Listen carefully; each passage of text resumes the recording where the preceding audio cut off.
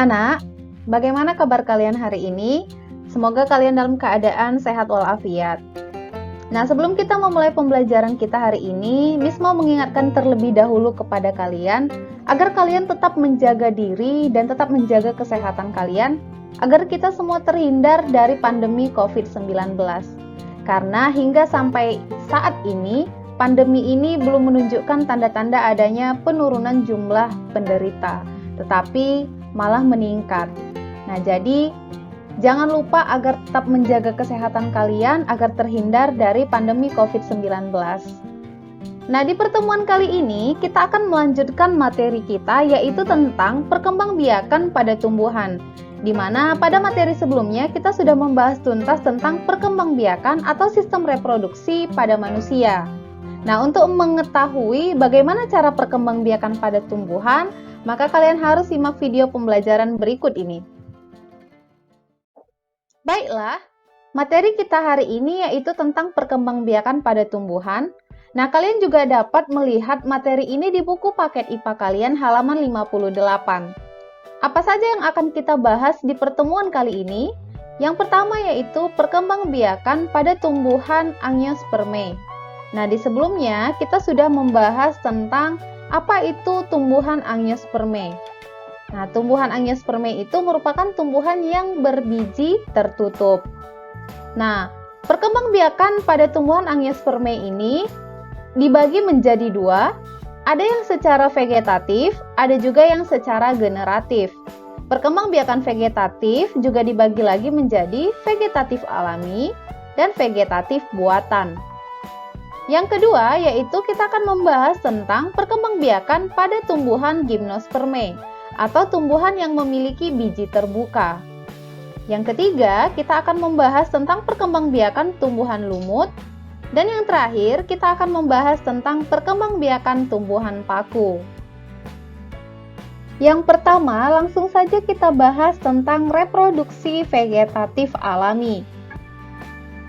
Reproduksi vegetatif alami adalah perbanyakan individu yang terjadi tanpa bantuan manusia, jadi terjadinya secara alami. Reproduksi vegetatif alami ini terdiri dari berbagai macam. Yang pertama yaitu adalah rizoma. Nah, rizoma itu seperti yang kalian lihat pada gambar ini. Ini adalah gambar tumbuhan lengkuas. Nah, tumbuhan ini akan berkembang biak dengan menggunakan rizoma. Nah, rizoma ini dapat menghasilkan tunas. Nah, di mana tunas-tunas tersebut akan membentuk individu baru. Dan rizomanya ini akan semakin banyak. Yang kedua adalah menggunakan stolon. Perkembangbiakan vegetatif menggunakan stolon misalnya terjadi pada tanaman seperti yang ada di gambar ini. Ini merupakan tanaman stroberi. Nah, stolon ini biasanya menjalar di atas permukaan tanah. Dan di bagian stolon ini akan terbentuk tunas yang akan menumbuhkan individu baru. Yang ketiga yaitu umbi lapis. Umbi lapis misalnya terdapat pada tanaman bawang merah. Nah, umbi lapis ini merupakan salah satu contoh perkembangbiakan vegetatif alami. Yang keempat yaitu umbi batang. Nah, umbi batang ini misalnya terjadi pada tanaman kentang. Jika kalian perhatikan pada gambar, maka di sini terlihat ada satu buah kentang, di mana kentang tersebut memiliki tunas. Nah, tunas-tunas inilah yang akan tumbuh menjadi individu baru, sehingga menghasilkan kentang yang jumlahnya lebih banyak. Yang kelima yaitu umbi akar. Umbi akar misalnya terjadi pada tanaman wortel. Umbi akar ini merupakan penjelmaan dari akar. Yang keenam yaitu tunas adventif. Tidak seperti tunas pada biasanya, tunas adventif ini tumbuh pada bagian daun. Nah, misalnya pada tanaman cocor bebek. Jika kalian perhatikan pada gambar, di setiap daun tanaman cocor bebek ini akan muncul tunas-tunas. Nah, setiap tunas ini apabila diletakkan di atas tanah, maka akan menghasilkan individu baru. Yang ketujuh adalah dengan menggunakan spora. Spora terdapat pada tumbuhan tertentu. Misalnya seperti yang kalian lihat pada gambar adalah tanaman suplir. Di bagian ujung daun tanaman suplir yang berwarna kehitam-hitaman ini merupakan gambar dari bagian spora. Apabila spora ini jatuh ke tanah, maka akan terbentuk individu baru. Selanjutnya yaitu reproduksi vegetatif buatan. Reproduksi vegetatif buatan merupakan perkembangbiakan pada individu yang terjadi dengan bantuan manusia.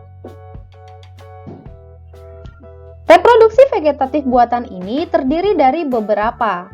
Yang pertama yaitu mencangkok.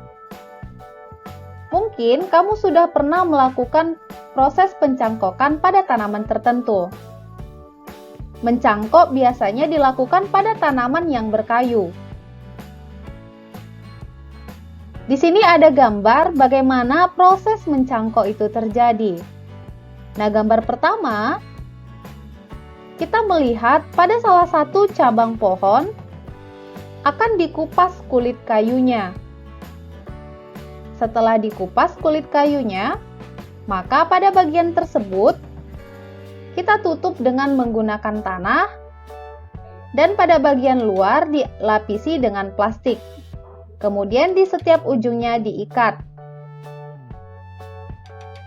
Selanjutnya, kita akan menunggu bagian ini agar ditumbuhi oleh akar. Setelah ditumbuhi oleh akar, maka bagian tersebut sudah dapat dipotong dan ditanam ke tanah. Nah, ini adalah proses terjadinya pencangkokan pada tanaman. Yang kedua yaitu merunduk. Merunduk itu dilakukan dengan cara membengkokkan salah satu cabang dari tanaman agar menyentuh bagian permukaan tanah. Nah, setelah menyentuh permukaan tanah, maka bagian cabang tersebut akan membentuk akar. Jika akarnya telah tumbuh, maka bagian dari batang ini dapat dipotong, sehingga sudah tumbuh menjadi individu baru yang utuh.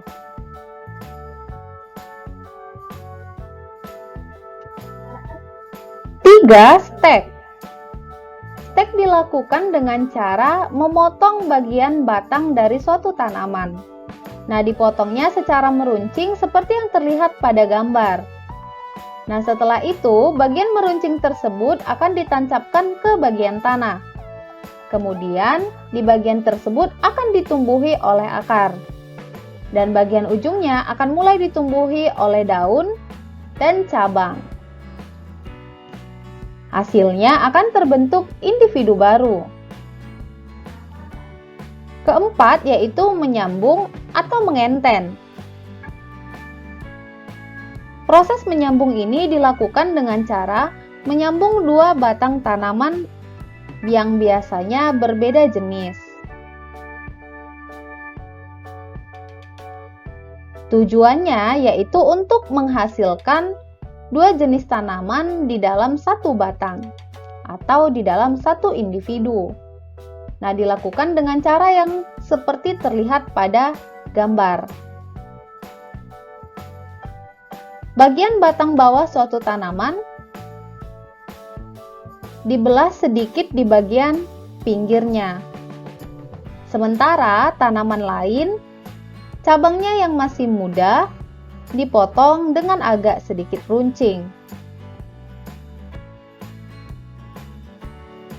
Runcingnya bagian tanaman ini kurang lebih 2,5 sampai 4 cm. Kemudian setelah itu disambung dengan bagian bawah batang yang telah dibelah sebelumnya. Selanjutnya, bagian tersebut diikat dengan menggunakan tali agar menempel.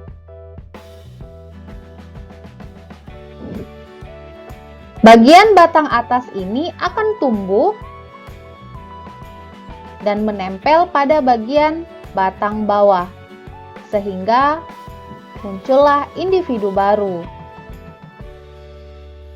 Misalnya seperti yang kalian lihat pada tanaman bougainville. Seringkali tanaman bougainville atau tanaman bunga kertas di dalam satu batang menghasilkan berbagai jenis warna bunga. Ini dapat dihasilkan dengan cara menyambung suatu tanaman dengan tanaman lain yang masih satu spesies atau satu jenis. Yang kelima yaitu menempel atau okulasi. Menempel atau okulasi dilakukan pada kulit batang tanaman, di mana kulit yang ditempel ini diperoleh dari tanaman lain yang di dalamnya terdapat bakal tunas, seperti yang kalian lihat.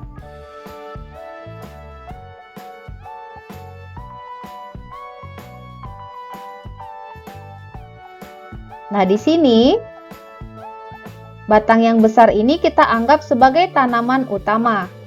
Sedangkan kulitnya ini bisa aja berasal dari tanaman lain yang ditempel dengan ukuran yang sama. Setelah beberapa lama, maka bagian yang ditempel tersebut akan menghasilkan cabang baru. Nah, itulah beberapa contoh dari perkembangbiakan pada tanaman secara vegetatif buatan atau dengan cara bantuan manusia. Selanjutnya yaitu reproduksi generatif tumbuhan Angiospermae. Reproduksi generatif merupakan proses perkembangbiakan secara seksual atau membutuhkan alat kelamin jantan dan alat kelamin betina.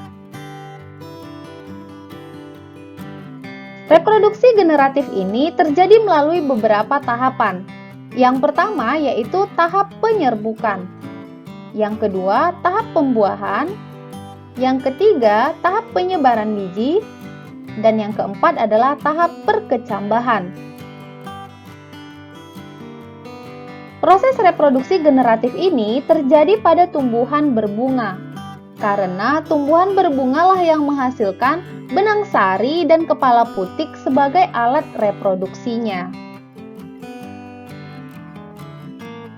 Yang pertama yang akan kita bahas yaitu penyerbukan atau polinasi. Penyerbukan merupakan proses bertemunya serbuk sari dengan kepala putik. Bagaimana caranya? Serbuk sari dapat jatuh ke bagian kepala putik pada tumbuhan, sedangkan tumbuhan tersebut tidak melakukan pergerakan. Nah, prosesnya dapat terjadi melalui beberapa cara. Berdasarkan perantaranya, penyerbukan atau polinasi ini dibedakan menjadi 6. Yang pertama yaitu anemogami. Anemogami merupakan proses penyerbukan yang dibantu oleh angin. Berasal dari kata anemo yang artinya angin. Contoh tumbuhan yang penyerbukannya dibantu oleh angin adalah padi, jagung, rumput, tebu, dan alang-alang. 2. Hidrogami. Hidrogami merupakan proses penyerbukan yang dilakukan dengan bantuan air. Berasal dari kata hidro yang artinya air. Contohnya yaitu tumbuhan yang hidup di air seperti Hydrilla verticillata. 3. Antropogami. Antropogami merupakan penyerbukan yang dilakukan dengan bantuan manusia. Berasal dari kata antropo yang artinya manusia. Contoh tumbuhan yang penyerbukannya secara antropogami adalah vanili. 4. Entomogami. Entomogami merupakan proses penyerbukan yang dilakukan dengan bantuan serangga. Contohnya seperti yang terjadi pada bunga matahari. 5. Ornitogami. Ornitogami merupakan proses penyerbukan yang dibantu oleh burung. Tidak semua burung dapat membantu proses penyerbukan pada tumbuhan, tetapi hanya beberapa jenis burung saja. Biasanya burung penghisap madu, seperti burung kolibri. 6. Chiropterogami. Chiropterogami merupakan proses penyerbukan yang dilakukan dengan bantuan kelelawar. Nah, contoh tumbuhan yang penyerbukannya terjadi secara kiropterogami, yaitu tumbuhan kaktus. Berdasarkan asal serbuk sarinya, penyerbukan dibagi menjadi 4. Yang pertama yaitu autogami atau penyerbukan sendiri. Autogami adalah penyerbukan yang terjadi jika serbuk sari jatuh ke kepala putik dari bunga itu sendiri. Nah, silakan perhatikan gambar yang ada di sebelah kanan kalian. Nah, di sini apabila serbuk sari jatuh ke bagian kepala putik yang berasal dari bunga itu sendiri, maka itu dikatakan sebagai autogami atau penyerbukan sendiri. 2. Geitogami atau penyerbukan tetangga. Nah, geitogami terjadi jika serbuk sari jatuh ke kepala putik bunga lain, tetapi kedua bunga tersebut masih satu pohon. Perhatikan gambar. Nah, di sini ada 2 buah bunga yang berbeda, tetapi terdapat pada satu pohon. Nah, apabila serbuk sari bunga yang pertama jatuh ke bagian kepala putik serbuk sari bunga yang kedua, maka penyerbukan ini disebut dengan penyerbukan tetangga. Berbeda bunga tetapi masih satu pohon. Yang ketiga, alogami atau penyerbukan silang.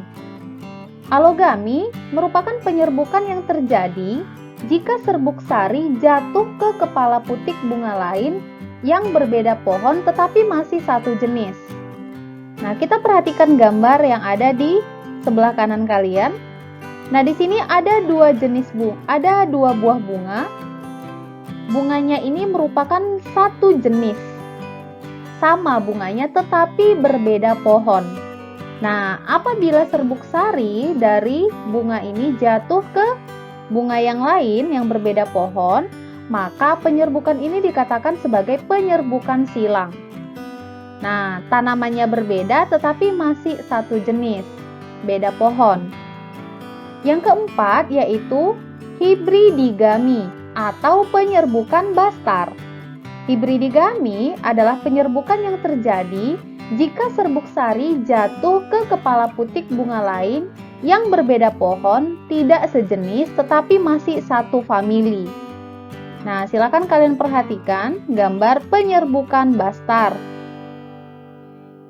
atau hibridigami. Apabila serbuk sari dari bunga yang ini jatuh ke bagian putik bunga ini, maka penyerbukannya dikatakan sebagai penyerbukan bastar atau penyerbukan silang atau penyerbukan hibridigami. Nah, jadi penyerbukan bastar atau hibridigami ini terjadi jika berbeda bunga, berbeda juga tanamannya, kemudian berbeda juga jenisnya, tetapi masih satu famili. Nah, inilah dia macam-macam penyerbukan berdasarkan asal serbuk sarinya. Selanjutnya yaitu pembuahan. Pembuahan merupakan proses meleburnya inti sperma dengan ovum atau sel telur yang terjadi di dasar putik untuk membuat embrio tumbuhan. Pembuahan yang terjadi pada tumbuhan angiospermae disebut dengan pembuahan ganda. Nah, karena dalam prosesnya terjadi 2 kali pembuahan sehingga disebut dengan pembuahan ganda. Bagaimana proses terjadinya pembuahan ganda? Yang pertama, inti vegetatif akan berjalan di depan inti generatif karena berperan sebagai penunjuk jalan. Nah, kita perhatikan di sini ada inti sel vegetatif. Nah, inti sel vegetatif ini berjalan di bagian depan untuk menuntun inti sel generatif. Inti sel generatif kita perhatikan di sini jumlahnya ada 2. Yang pertama yang bagian atas, yang kedua yang bagian bawah.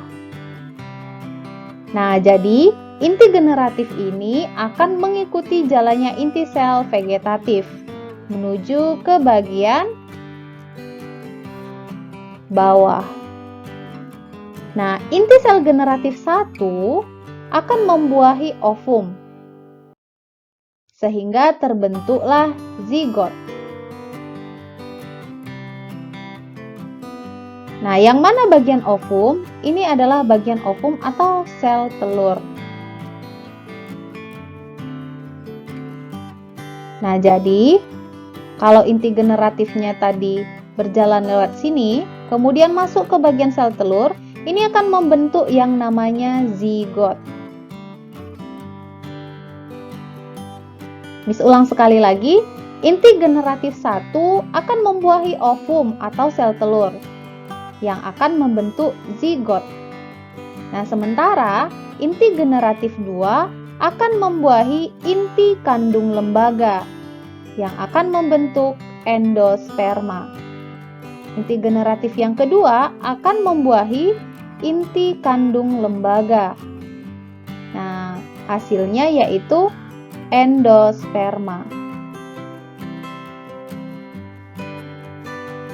Nah, inilah yang di dalam buah itu akan membentuk biji. Dan inilah yang akan membentuk titik tumbuh. Nah, setelah terjadi pembuahan, maka terjadilah penyebaran biji yang bagian ketiga. Nah, penyebaran biji dapat terjadi melalui banyak cara. Yang pertama yaitu anemokori. Anemokori merupakan proses penyebaran biji dengan bantuan angin. Contohnya penyebaran biji bunga dandelion. Nah, biasanya biji ini bersifat ringan sehingga mudah terbawa oleh angin. Yang kedua yaitu hidrokori. Hidrokori merupakan proses penyebaran biji dengan bantuan air. Misalnya pohon kelapa dan bakau. Biasanya tumbuhan yang penyebaran bijinya dibantu oleh air hidupnya dekat dengan air atau di sekitaran pantai misalnya. Seperti kalian lihat pada gambar ini adalah pohon kelapa. Jika kelapa ini terbawa oleh arus air, maka dia akan berpindah tempat. Yang ketiga adalah zookori. Proses penyebaran biji dengan zookori yaitu penyebaran biji yang dibantu oleh hewan. Nah, jenis hewannya juga bermacam-macam. Penyebaran ini dibagi lagi menjadi entomokori, yaitu penyebaran biji yang dibantu oleh serangga. Chiropterokori, yaitu penyebaran biji yang dibantu oleh kelelawar. Ornitokori, yaitu penyebaran biji yang dibantu oleh burung. Dan mammokori, yaitu penyebaran biji yang dibantu oleh hewan mamalia. Yang keempat yaitu antropokori. Antropokori merupakan proses penyebaran biji dengan bantuan manusia. Nah, penyebaran biji dengan bantuan manusia ini dapat terjadi secara langsung maupun tidak langsung. Nah, secara langsung misalnya apabila manusia bercocok tanam, misalkan dengan cara menanam biji jagung sesuai dengan tempat yang telah disediakan. Sedangkan dengan cara tidak langsung, misalnya yaitu terlihat pada gambar kalian, di sini ada menempel bagian biji tumbuh-tumbuhan yang terbawa oleh pakaian yang menempel di manusia. Nah, jadi jika biji ini jatuh ke tempat yang berbeda, maka akan tumbuh tumbuhan yang baru. Begitulah proses penyebaran biji yang terjadi sehingga tumbuh-tumbuhan penyebarannya itu dapat terjadi kemana-mana, meskipun tumbuhan tersebut tidak mampu bergerak. Yang keempat yaitu perkecambahan. Setelah terjadi proses penyebaran biji, selanjutnya akan terjadi proses perkecambahan, yaitu proses pertumbuhan embrio pada biji untuk selanjutnya berkembang membentuk tumbuhan baru. Nah, proses perkecambahan ini dibedakan menjadi dua. Yang pertama, perkecambahan epigel, dan yang kedua yaitu perkecambahan hipogel. Perkecambahan epigel terjadi pada tumbuhan yang bersifat dikotil, sedangkan hipogel terjadi pada tumbuhan yang bersifat monokotil. Perbedaannya yaitu pada perkecambahan epigel, jika kalian perhatikan gambarnya, kotiledonnya terangkat ke atas permukaan tanah. Nah, kita tanam di bawah tanah. Nah, kemudian bagian kotiledon ini akan terangkat ke atas permukaan tanah. Nah, inilah yang disebut dengan perkecambahan epigel. Sedangkan pada perkecambahan hipogel, maka kotiledonnya tetap berada di bawah tanah. Nah, ini terjadi pada tumbuhan monokotil, sedangkan epigel terjadi pada tumbuhan dikotil. Selanjutnya yaitu reproduksi generatif pada tumbuhan gimnosperme atau tumbuhan berbiji terbuka. Alat reproduksi seksual yang terdapat pada tumbuhan gimnosperme disebut dengan strobilus atau runjung. Strobilus merupakan kumpulan sporofil, yaitu bagian daun yang berfungsi menghasilkan spora serta sebagai tempat berlangsungnya fotosintesis. Pada tumbuhan pinus dan melinjo terdapat dua jenis strobilus di dalam satu pohon, yaitu strobilus jantan dan strobilus betina. Sedangkan pada tumbuhan pakis haji, strobilus jantan dan strobilus betina terpisah atau tidak berada di dalam satu pohon. Nah, di sini kita melihat gambar dari strobilus. Nah, ini adalah gambar dari strobilus betina dan ini merupakan gambar dari strobilus jantan. Bagaimana proses pembuahan yang terjadi pada strobilus jantan dan strobilus betina pada tumbuhan gimnosperme? Kita perhatikan bagan berikut ini.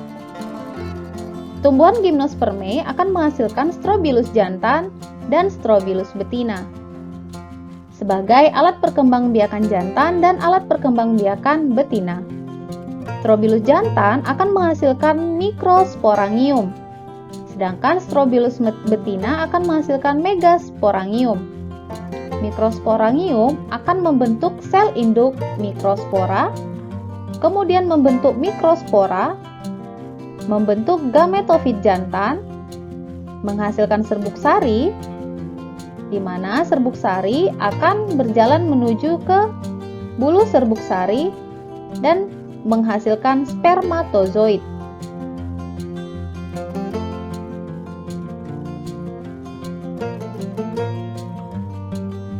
Strobilus betina akan menghasilkan megasporangium, kemudian membentuk sel induk megaspora, membentuk megaspora yang berperan sebagai gametofit betina yang akhirnya akan menghasilkan sel telur. Selanjutnya, sel spermatozoid dan sel telur akan bertemu membentuk zigot. Zigot akan berkembang menjadi embrio dan akan membentuk biji. Biji ini apabila jatuh di tempat yang sesuai akan menghasilkan tumbuhan yang baru. Begitulah proses terbentuknya individu baru pada tumbuhan gimnosperme. Selanjutnya yaitu reproduksi pada tumbuhan lumut dan reproduksi pada tumbuhan paku. Tumbuhan lumut dan tumbuhan paku mengalami metagenesis atau pergiliran keturunan, di mana terjadi pergiliran keturunan antara generasi gametofit dan generasi sporofit.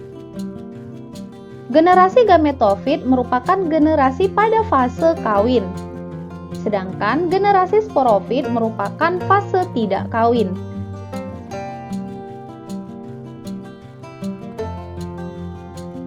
Tumbuhan lumut akan menghasilkan antheridium dan archegonium. Antheridium sebagai alat kelamin jantan, sedangkan archegonium sebagai alat kelamin betina. Antheridium akan menghasilkan sperma, sedangkan archegonium akan menghasilkan ovum.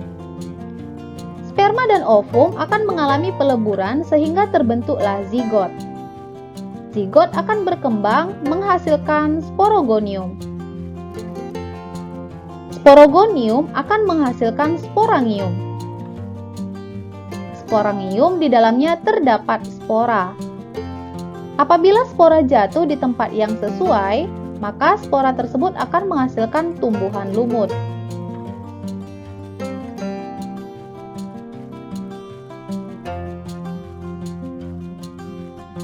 Reproduksi pada tumbuhan paku. Tumbuhan paku akan menghasilkan protalium. Protalium akan menghasilkan antheridium dan archegonium. Antheridium merupakan alat perkembangbiakan jantan, sedangkan archegonium merupakan alat perkembangbiakan betina. Antheridium akan menghasilkan sperma, sedangkan archegonium akan menghasilkan ovum. Sperma dan ovum akan melebur membentuk zigot. Zigot akan menghasilkan tumbuhan paku yang baru, di mana di dalam tumbuhan paku itu, pada bagian daun tepatnya terdapat sorus. Di dalam sorus ada sporangium atau kotak spora. Di dalam kotak spora terdapat spora. Apabila spora ini jatuh di tempat yang sesuai, maka akan menghasilkan tumbuhan paku yang baru. Demikianlah pembelajaran kita pada hari ini. Mudah-mudahan apa yang telah disampaikan dapat kalian pahami dengan baik. Jika ada pertanyaan atau ada bagian yang tidak kalian pahami, dapat berikan di kolom komentar Google Classroom. Demikianlah yang dapat disampaikan. Terima kasih atas perhatian kalian semua. Sampai bertemu di pertemuan berikutnya.